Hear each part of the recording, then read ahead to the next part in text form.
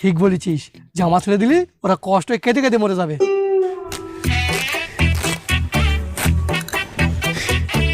ছেড়, ভালো করে ছেড়, এমন করে ছিঁড়বি যেন রোমালও না করতে পারে। ঠিক বলেছিস, নাই তো নানা যা কিপটে এই জামা ছেড়ে দিয়ে রুমাল বানাবে। ছেড়।